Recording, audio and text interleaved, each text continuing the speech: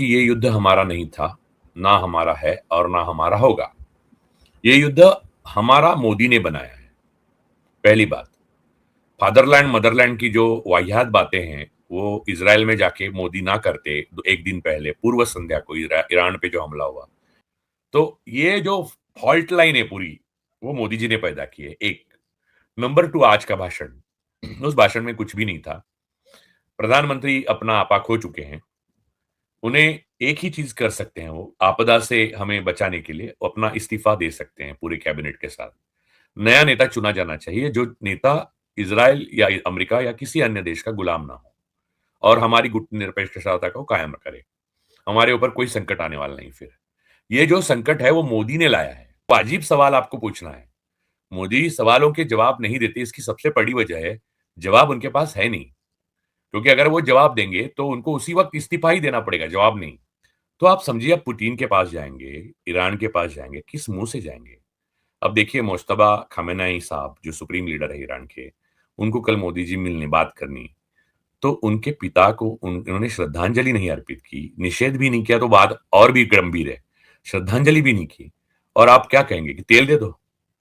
लेकिन उसको ये भी मालूम है, ये दबाव मोदी जी को पूरी तरह से अंदर से खोखला बना देगा। वो तो कोशिश करेगा, पुरज़ोर कोशिश करेगा कि मोदी जी की छवि, उनकी जो वो सारी जो इज़राइल के साथ की दोस्ती, सारी खोखली कर दी जाए, पूरी तरह से अंदर से, पूरी तरह से उसकी बैंड बजे। ये ईरान कोशिश करेगा और रशिया भी करेगा। आज 23 दिन के बाद प्रधानमंत्री को ये याद आया कि अमेरिका और इजराइल ने मिलकर ईरान के ऊपर हमला किया है और उन्हें इसको कंडेम करना है। तो पहले उन्होंने ट्वीट किया, ट्वीट करके इसको कंडेम किया और लोकसभा में आज उन्होंने आखिरकार इस मामले पर अपना भाषण दिया। उन्होंने जितना बताया उससे ज्यादा कहीं देश को डराया। और राजू जी से मैं जानूंगी, राजू जी, आज लोकसभा में जो मोदी जी का जो भाषण हुआ उसको आप कैसे देख रहे हैं? और दूसरा, जो उन्होंने कोरोना काल की याद दिलाई है, क्या हमारे आने वाले दिनों में, क्या देश को इस तरह के दिनों के लिए, इतने खतरनाक दिनों के लिए क्या तैयार रहने की जरूरत है? आखिर किस तरफ इशारा कर रहे हैं मोदी जी? देखिए, देश को किसी भी आपदा के लिए तैयार रहने की ज़रूरत नहीं है, अगर देश अपना सही रास्ता चुनता है तो। क्योंकि ये युद्ध हमारा नहीं था, ना हमारा है और ना हमारा होगा। ये युद्ध हमारा मोदी ने बनाया है, पहली बात। फादरलैंड, मदरलैंड की जो वाहियात बातें हैं, वो इज़राइल में जाके मोदी ना करते, 1 दिन पहले पूर्व संध्या को ईरान पे जो हमला हुआ। एक तो ईरान हमारा अच्छा दोस्त था, रशिया अपना अच्छा दोस्त था, हमारा सब कुछ ठीक चल रहा था, गुटनिरपेक्षतावादी देशों में हमारी गणना होती थी। तो मोदी, ढोवाल और ये कंपनी जो है, चारगुजू जो है उनकी, वो अति साहसवाद में हम चले थे कि हम बहुत बड़ी वो, जो दूसरे विश्व युद्ध में मुसोलिनी ने जिक्र किया था, उसको क्या लगा कि हिटलर जिस तरह से यूरोप जीत रहा है, उसमें मेरा भी हिस्सा रहना चाहिए करके वो कूद गया। इटली का कोई लेना, इटली से किसी को लेना-देना नहीं था यूरोप में। वैसे मुसोलिनी को 1938 तक अच्छी खासी उसकी रिस्पेक्ट थी, क्योंकि म्यूनिक पैक्ट के लिए बीच में मध्यस्थता करने को मुसोलिनी को ही बुलाया था। लेकिन मुसोलिनी ऐसा मान के चला कि अरे हिटलर जीतेगा, तो फिर उसमें अपना भी हिस्सा होगा, इतिहास में मेरा भी नाम रहेगा। उसी दौरे पर मोदी जी चढ़ गए। अब इलेक्शन इतने जीत गए हैं मोसाद, इज़राइल के सहारे, तो उन्होंने बुलाया तो वहाँ गए। अब गए तो फिर 1 दिन पहले गए, तो ये बात तो हो नहीं सकती कि ईरान पे हमला होने वाला है, उनको बताया नहीं। तो कम से कम ये कर सकते थे कि गुटनिरपेक्षतावादी हिंदुस्तान का प्रतिनिधि, प्रधानमंत्री जो भी है, चुन के नहीं आए तो क्या हुआ? हम अभी अभी तक वो कुर्सी में बैठे, इसलिए हम लोग कहते हैं कि वो कहते कि हम इज़राइल के दोस्त रहे हैं और रहे हैं। ईरान भी, हम सबके दोस्त हैं और सबके साथ हमारे अच्छे संबंध है और मध्य पूर्व में शांतता हमेशा रहे, ये हम चाहते हैं। और इसको इज़राइल का भी कोई आक्षेप नहीं होता। असल में हुआ यूँ कि ये गए वहाँ पर, उधर उनको बीवी, जो अब आज का जो पवन खेरा जी का कार्यक्रम है, उसका नाम बहुत अच्छा है, साहिब, बीवी और गुलाम। साहिब का मतलब ट्रम्प है, बीवी का मतलब नेतन्याहू और गुलाम तो आपको पता ही है। तो ये गए, तो उनको बताया गया कि जो नेतन्याहू ने पट्टी ट्रम्प साहब को पढ़ाई, वो इनको भी पढ़ाई। अब ट्रम्प साहब जिस झांसे में आ गए, अब आज तक वो उससे बाहर नहीं निकल पा रहे हैं, अमेरिका को बाहर नहीं निकाल रहे हैं, निकाल पा रहे हैं। तो कितने सारे अमेरिकन सैनिक शहीद हो गए, कितनी अमेरिकन डॉलर्स की वो बर्बादी हो गई। इनको लगा क्या, हमारे मोदी जी को क्या लगा कि उनको कहा ये गया मोसाद और इज़राइल के बीवी द्वारा कि 3 दिन में ईरान को निपटा देंगे, फिर शाह रज़ा पहलवी की सरकार आएगी, फिर पूरी तरह से मिडिल ईस्ट और ईरान आप ही का होगा, हमारा होगा और अमेरिका है हमारे साथ। तो साहब ने सोचा कि ये इतना महान क्षण है, जिसमें मैं ना कभी विश्वगुरु था, लेकिन फिर भी हमने प्रचार किया ही है हिंदुस्तान में विश्वगुरु का। तो इसमें जाते-जाते किसी दूसरे के बल्ले से हमारी छक्के लग रहे थे, तो छोड़े क्यों? तो वो फादरलैंड, मदरलैंड की ज़्यादातर बात करके आए, जो उनको करनी नहीं चाहिए थी। कोई भी डिप्लोमैट, कोई भी स्टेट्समैन, कोई भी प्रधानमंत्री ऐसी उलूल-जुलूल बात नहीं करता। वहाँ के लोगों के लिए उन्होंने कहा, कुछ भी कहा, लेकिन ये ऐसी बातें नहीं करते।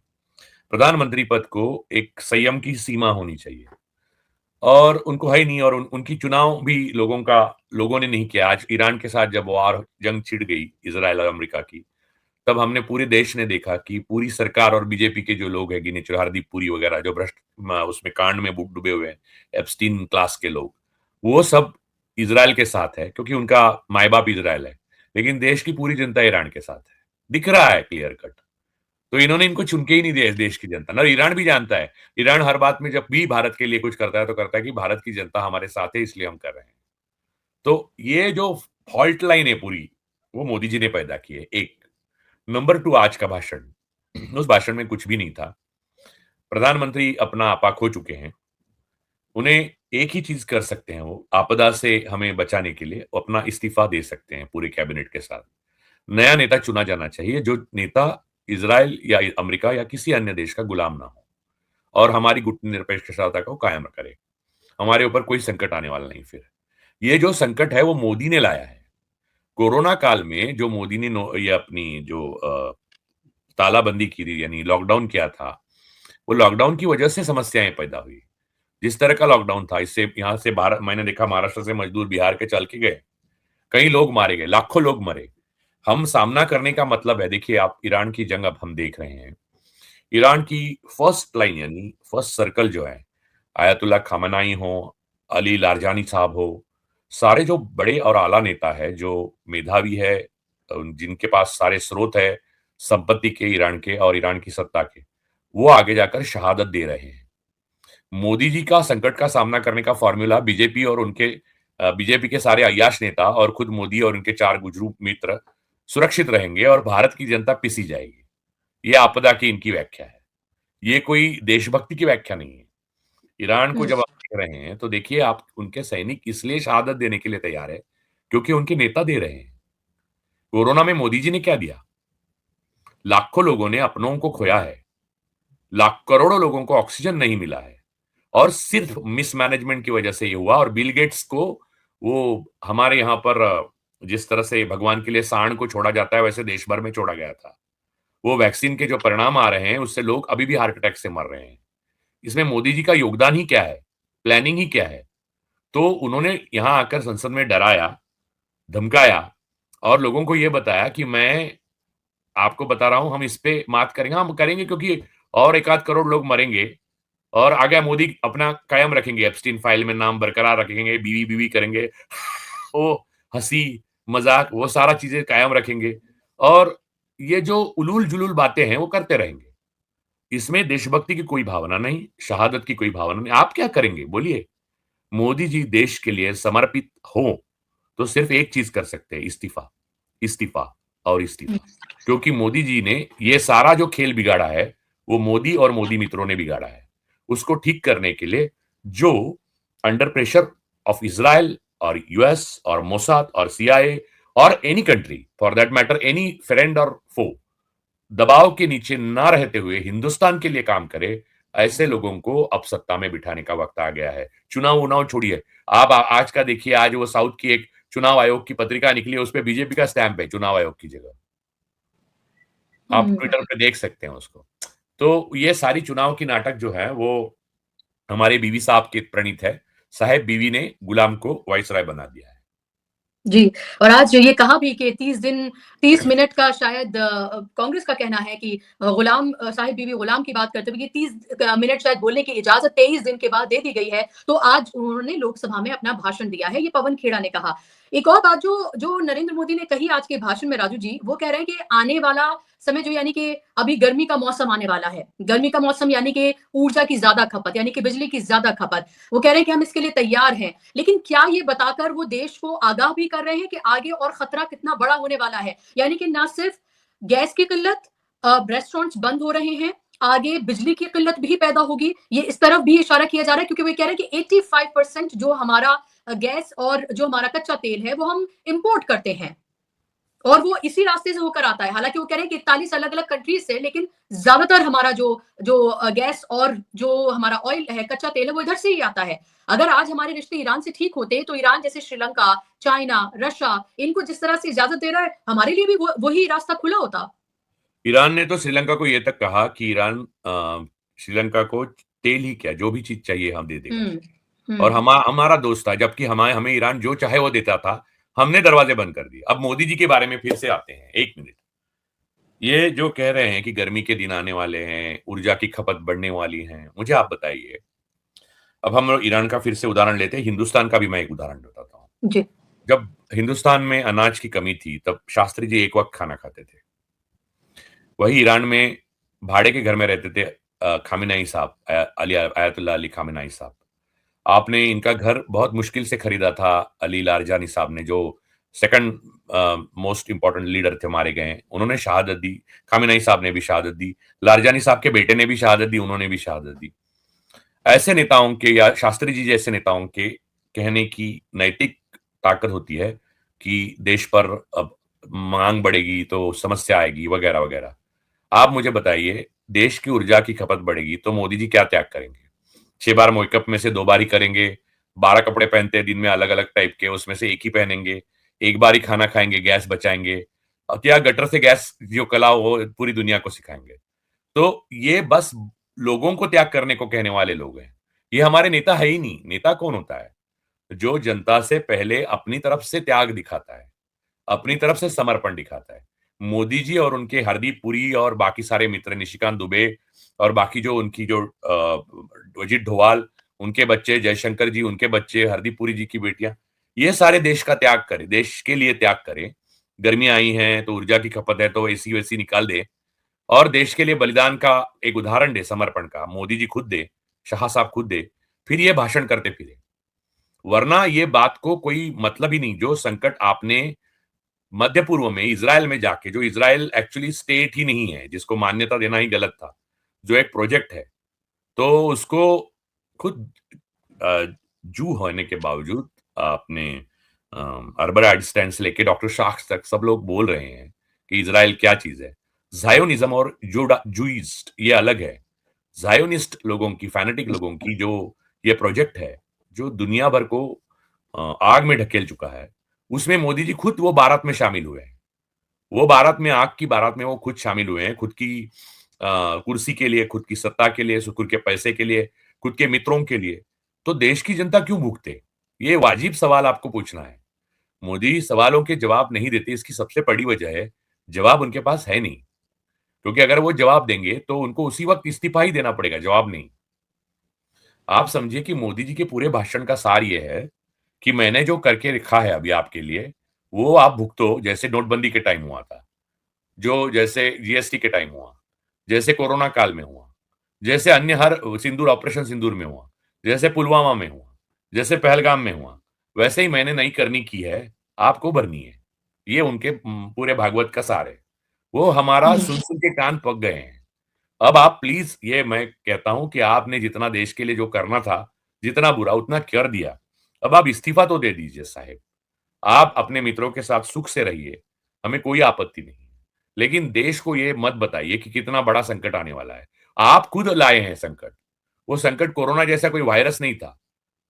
कोरोना में भी वायरस से संकट नहीं आया। इनके मिसमैनेजमेंट, ताली-थाली दिया, और लॉकडाउन और बिल गेट्स जैसे मित्रों, और फिर वो वैक्सीन्स का परीक्षण नहीं हुआ, ये सारी चीज़ों से हुआ।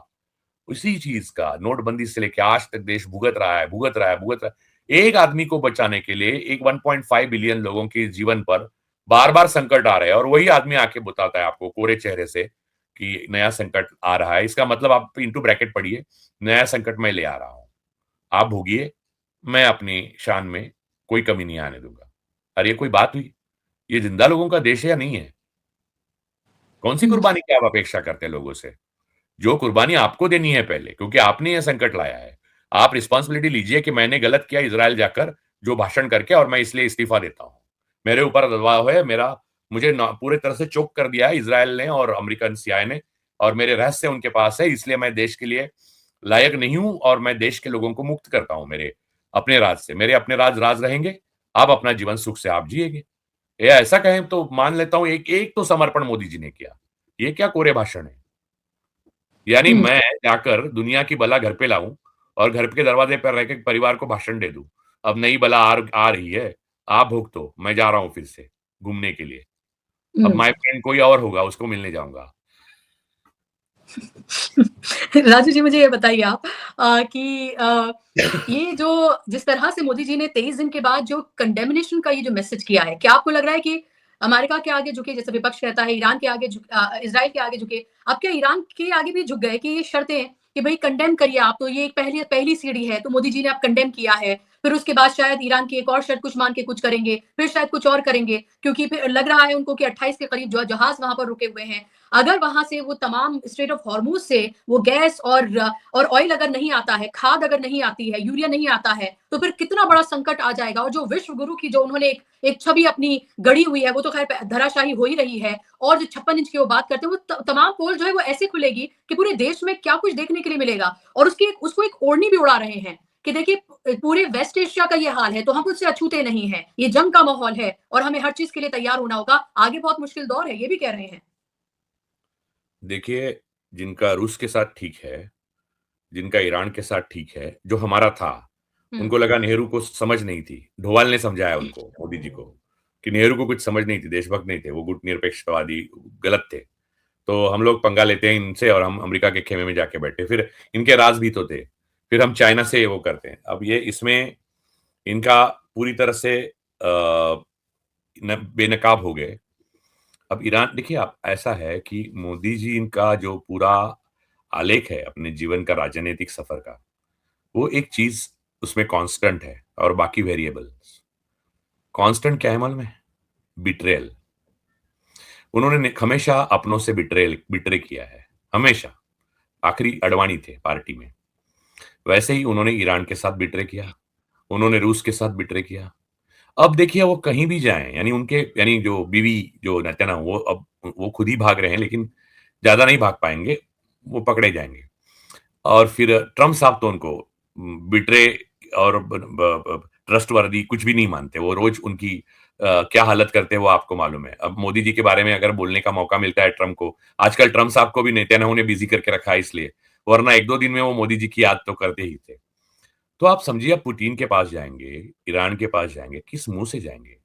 अब देखिए, मुश्तबा खामेनेई साहब जो सुप्रीम लीडर है ईरान के, उनको कल मोदी जी मिलने बात करनी, तो उनके पिता को उन्होंने श्रद्धांजलि नहीं अर्पित की, निषेध भी नहीं किया, तो बात और भी गंभीर है। श्रद्धांजलि भी नहीं की और आप क्या कहेंगे कि तेल दे दो? किस लिए भाई? देखिए, ईरान ये समझता है कि हिंदुस्तानी आदमी ईरान के साथ है, लेकिन उसको ये भी मालूम है ये दबाव मोदी जी को पूरी तरह से अंदर से खोखला बना देगा। वो तो कोशिश करेगा, पुरजोर कोशिश करेगा कि मोदी जी की छवि, उनकी जो वो सारी जो इज़राइल के साथ की दोस्ती, सारी खोखली कर दी जाए, पूरी तरह से अंदर से पूरी तरह से उसकी बैंड बजे। ईरान कोशिश करेगा और रशिया भी करेगा। दोस्तों, आपने देख लिया किस तरह मोदी सरकार पर जो है ना भारतीय तज्ज़ियाकार ने खरी खरी सुना दी हैं। और यही है ना, ईरान पे जब लड़ाई शुरू होने से पहले जो मोदी ने इसने सियासत की है ना, वो अब सब कुछ सामने आ रहा है धीरे धीरे। अब देखें, ये जंग रुकती है जब अमेरिका ईरान की और इसराइल की, तो उसके बाद क्या ईरान क्या करता है भारत के साथ, ये भी देखना होगा। दोस्तों, आज के लिए इतने। मज़ीद अगर इस तरह की रिएक्शन वीडियो देखनी है तो उसके लिए हमारे चैनल को सब्सक्राइब कर लें, बेल आइकन को ज़रूर प्रेस कर लें, ताकि जो भी न्यू वीडियो होगी वो बआसानी आप तक पहुंचती रहेगी। तो मिलते हैं किसी और वीडियो में। अल्लाह हाफिज़।